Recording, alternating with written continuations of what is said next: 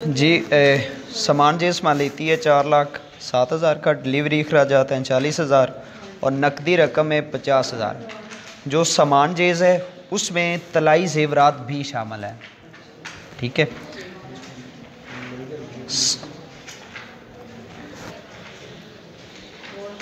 कुछ साबका नानो नफ़का भी है। ठीक है, बच्चे की डिलीवरी के भी हवाले से भी है।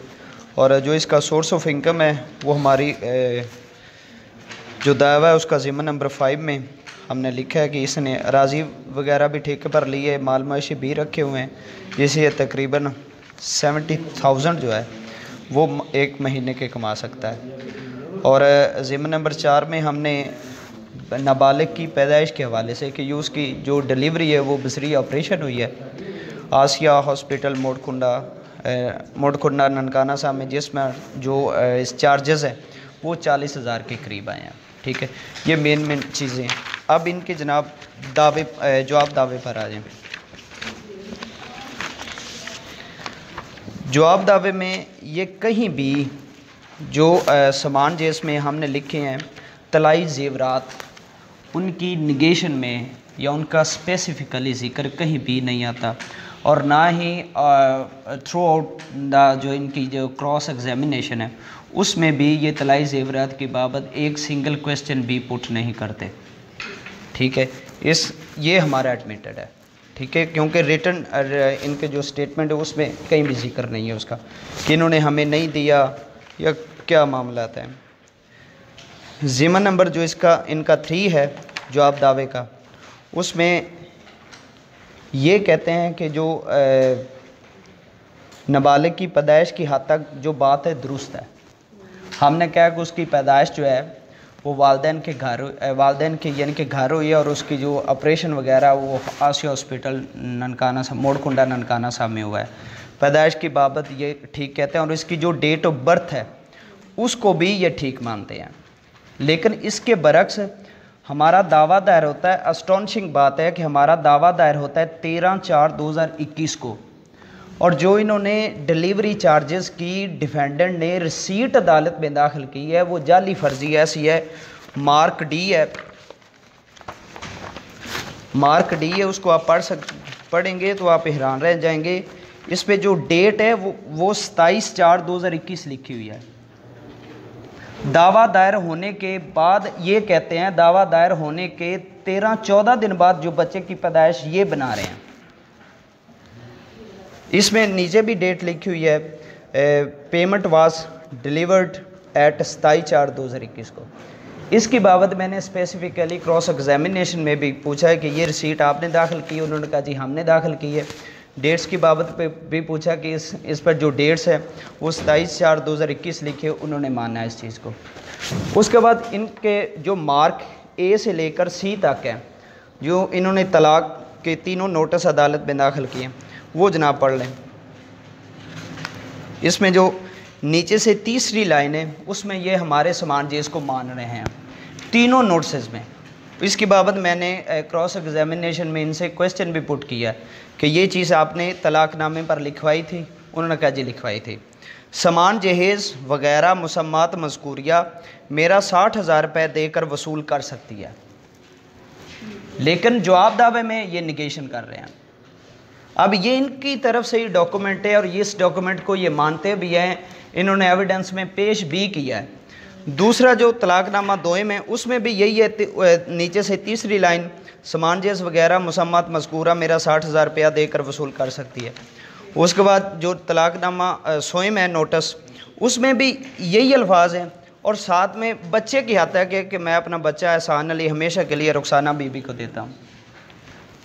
ये इसकी नीयत चेक कर लें, इसकी बच्चे के साथ शफ़क़त चेक कर लें, इसका बच्चे के साथ प्यार चेक कर लें।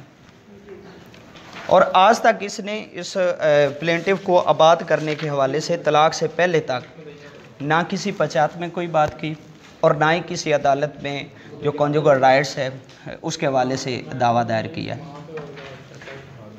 इस हवाले से कोई सफ़ा मिसल पर ऐसी चीज़ मौजूद ही नहीं है।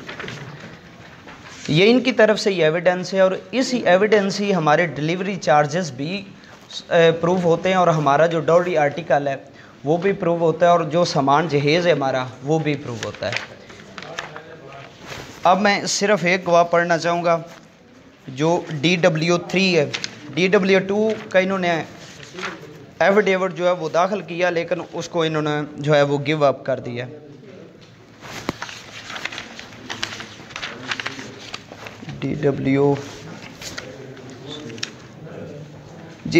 DW1 है, अमजद अली है, ये रियासत का बहनोई है सर। मैं मुद्दल का बहनोई हूँ, मेरी रहाइश ननकाना साहब बाईपास पर है, चुकेरी डाखाना लाडवाना का रहायशी ना हूँ। ये दुरुस्त है कि मैंने बयान हल्फी पर अपनी रहाइश गलत तहरीर करवाई है। मैं अनपढ़ हूँ। मुद्दल समेत 3 भाई और 4 बहनें हैं।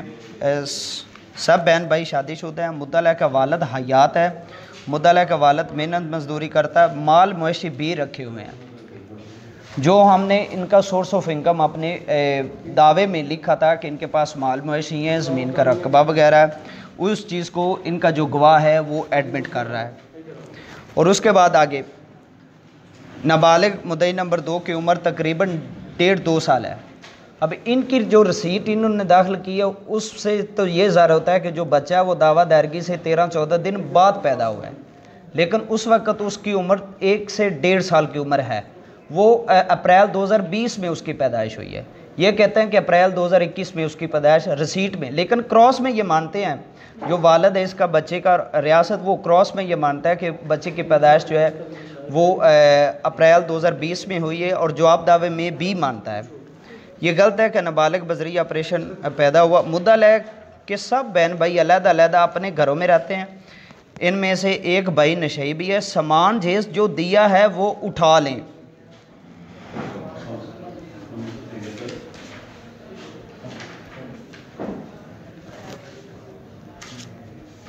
और नीचे जनाबे वाला उससे 3 लाइन छोड़कर मुद्दइया को मुद्दल है कि घर से गैर आबाद होकर वालिदैन के घर हुए 1 साल हो गया। ये इनका गवाह ही है, जो हमारा डॉर्डी आर्टिकल भी प्रूव कर रहा है, जो हमारे डिलीवरी चार्जेस भी प्रूव कर रहा है, जो बच्चे का मेंटेनेंस भी प्रूव कर रहा है, और इनका जो स्टेटस है वो भी प्रूव कर रहा है। ऑन द अदर हैंड कि जो वैसे भी हर कोर्ट्स की ये जजमेंट्स हैं कि जो डॉरी आर्टिकल्स हैं उनकी रसीद वगैरह जो हैं वो कोई भी माँ बाप ऐसा नहीं कि वो वक्त शादी सारी रसीदें संभाल कर रखे कि कल को हमारी बेटी को इन्होंने तलाक देनी है या छोड़ना है तो हमने समान जेज़ का दावा दायर करना है। ऐसी नीयत किसी भी वालिदैन की नहीं होती। और इस पर हाई कोर्ट सुप्रीम कोर्ट्स की रूलिंग्स हैं कि रसीदात को अदालत में दाखिल करना ज़रूरी नहीं है। सिंपल जो विटनेसेस हैं या प्लेंटिफ है उसके बयान पर भी डिग्री किया जा सकता है, लेकिन इस केस में हमारी सारी चीज़ें इनकी एविडेंस से प्रूफ हो रही हैं। मेरी humble submission at the end यही है कि हमारा दावा जो है वो डिग्री फरमाया जाए। 4,07,000 रुपये का ये बमा तलाई ज़ेवरात ये सामान जेज़ है। डिलीवरी अखराजात 40,000 रुपये और नकदी 50,000 रुपये, और जो नानो नफ़का वो 10,000 एक बच्चे की हद तक है, वो डिग्री फरमाया जाए। जज़ाकल्लाह।